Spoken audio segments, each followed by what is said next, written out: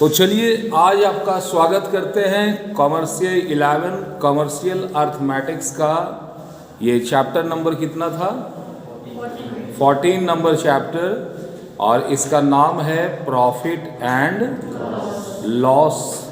तो किसी भी बिजनेस में जब आप जाएंगे तो बिजनेस का एकमात्र मकसद क्या कमाना होता है? प्रॉफिट कमाना होता है।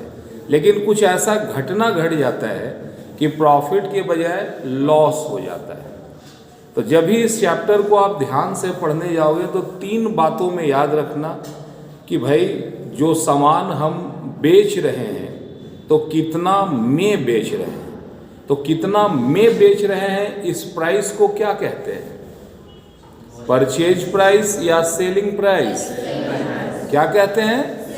Selling price. तो जिस सामान को हम बेचे तो कितना में बेचे, ये सेलिंग प्राइस है। लेकिन जिस सामान को हम बेच रहे हैं उस सामान को हम खरीदे भी तो होंगे, या उस चीज़ को हम बनाए भी तो होंगे। तो किसी चीज़ को खरीदने में कितना खर्च हुआ या उसको बनाने में कितना खर्चा हुआ, इस सभी बात को हम एक साथ क्या कहते हैं? Cost price. क्या कहते हैं? Cost price. मान लो किसी चीज़ को लाने या उसको बनाने में खर्चा हुआ 15,000 और इस चीज़ को बेच दिए 20,000 में, तो तेरा कॉस्ट प्राइस कितना? कॉस्ट प्राइस कितना? और बेचे कितना में? 20,000 में। अब आपको लग रहा है कि प्रॉफिट हुआ या लॉस हुआ? प्रॉफिट हुआ। कितना?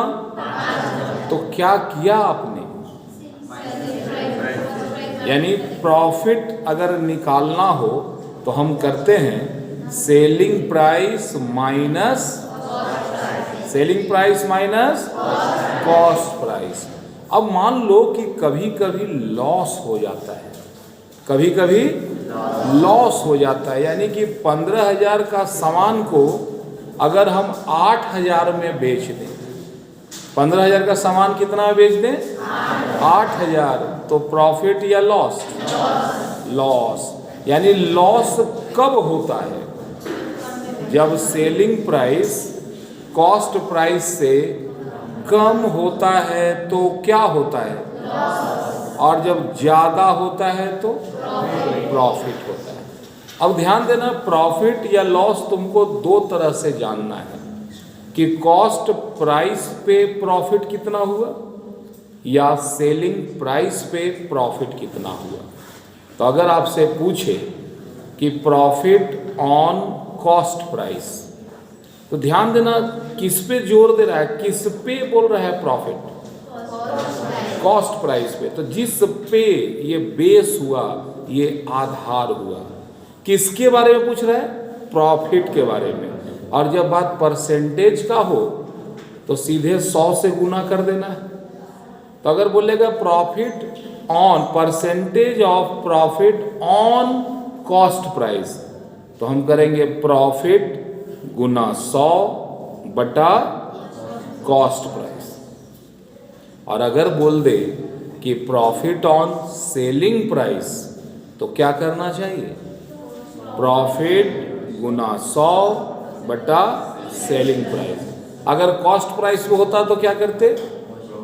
प्रॉफिट गुना 100 बटा कॉस्ट प्राइस। और सेलिंग प्राइस रहे तो याद नहीं करना है, याद करोगे तो गड़बड़ हो जाएगा, समझना है ना। अगर बोलता लॉस ऑन कॉस्ट प्राइस तो हम क्या करते? लॉस गुना 100 बटा कॉस्ट प्राइस। अगर बोलता percentage of loss on selling price तो क्या करते? लॉस गुना 100 बटा, मतलब जिसको निकालना है ऊपर और जिस पे निकालना है नीचे, गुना कर दो 100 से, परसेंटेज में बदल जाएगा। क्लियर है? अब हम आगे देखते हैं। एक होता है कि सवाल आता है कि परचेज प्राइस क्या होता है। तो किसी भी चीज़ को खरीदने में और जहाँ से खरीदे हैं वहाँ से अपने दुकान तक लाने में जो जो खर्चा होता है उस सारे को जोड़ दोगे तो एक साथ जो बोलेंगे उसको बोलेंगे परचेज प्राइस। मान लो कि एक फ्रिज खरीदा आपने, तो फ्रिज का कीमत पड़ा होगा 20,000, उसको होलसेलर से अपने यहाँ लाने का भाड़ा लगा 1,000, इसमें कमीशन दे दिए 500, उसको बैठाने का खर्चा भी 500 हो गया, तो टोटल खर्चा कितना हुआ? 20,000 का मेरा क्या बोले थे कि फ्रिज, 1,000 का कमीशन, 500 लाने का भाड़ा, 500 लगाने का भाड़ा, तो ये सारा खर्चा जोड़ेंगे तो ये मेरा क्या कहलाएगा? परचेज प्राइस कहलाएगा। चलिए अब एक क्वेश्चन में हम लोग देखते हैं। अच्छा एक बात बताओ, अगर 10% बोला है इसका मतलब क्या होता है? आए 100 में 10 और 50% बोले तो बाबू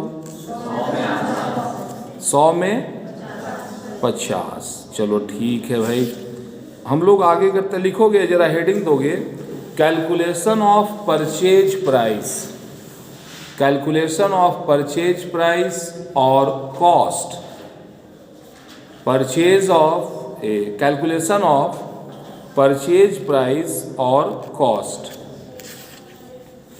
किसी चीज को का कॉस्ट कितना है, तो नॉर्मली कॉस्ट का मतलब होता है, क्या होता है कॉस्ट का मतलब? इसका फार्मूला क्या हो सकता है? Selling price minus profit. क्या हो सकता है? Minus profit. अब अगर लॉस हो, इसको लिख लो, अब अगर लॉस हो तो कॉस्ट प्राइस क्या होगा? Selling price plus loss, selling price plus loss. अब प्रॉफिट होने में क्या करते हैं? Selling minus profit. अब एक बात बताओ, लिखोगे किसी वस्तु को 10,000 में बेचने पर 25% का लाभ होता है। किसी वस्तु को 10,000 में बेचने पर 25% लाभ होता है, तो कॉस्ट बराबर व्हाट? कॉस्ट प्राइस क्या है? तो जरा ध्यान देना, यहां सेलिंग प्राइस कितना है? 10,000, लिखो एसपी बराबर 10,000। आगे लिखो प्रॉफिट बराबर 25%, प्रॉफिट बराबर 25%, यानी कि 10,000 गुना 25/100 बराबर 2500। प्रॉफिट कितना आया? 2500। अब लिखो कॉस्ट प्राइस बराबर, कॉस्ट प्राइस बराबर selling price minus profit, selling price minus profit. तो सेलिंग प्राइस है आपका 10,000 और उसमें प्रॉफिट कितना था? 2500, यानी आपका सामान कितना में खरीदे थे आप? 7,500। तो कॉस्ट प्राइस आ गया। चलिए बहुत ही अच्छा। एक और क्वेश्चन इसी तरह से लिखोगे जरा सा, अगर 10,000 में बेचने पर, अगर 10,000 में बेचने पर 20% का हानि होता है, 10,000 में बेचने पर 20% का हानि होता है, तो कॉस्ट प्राइस बताएं। कॉस्ट बताएं, कॉस्ट प्राइस बताएं। तो लिखिएगा लॉस बराबर कितना % लॉस है? 20%, और सेलिंग प्राइस कितना है 10,000। लिखो 10,000 गुना 20/100, कितना लॉस हो गया 2,000। अब लिखो कॉस्ट प्राइस बराबर selling price plus loss, selling price plus loss. तो कितना में बेचा था 10,000 में, और लॉस कितना 2,000, यानी उस सामान का दाम कितना था 12,000। यानी 12,000 का चीज अगर 10,000 में बेच दिए तो प्रॉफिट हुआ या लॉस हुआ, लॉस हुआ। समझ में आया। तो कॉस्ट प्राइस निकालेंगे। एक और क्वेश्चन जरा दिमाग लगाओ, अगर एक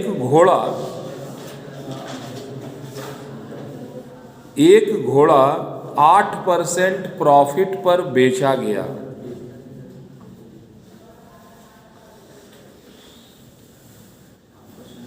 कितना परसेंट प्रॉफिट में बेचा गया 8%। अगर इसे 2700 कम रुपया में बेचा जाता, अगर इसे 2700 कम करके बेचा जाता, कम करके बेचा जाता तो उसको 10% लॉस होता, तो उसे 10% लॉस होता। तो घोड़ा का कॉस्ट बताएं। घोड़े का कॉस्ट बताएं।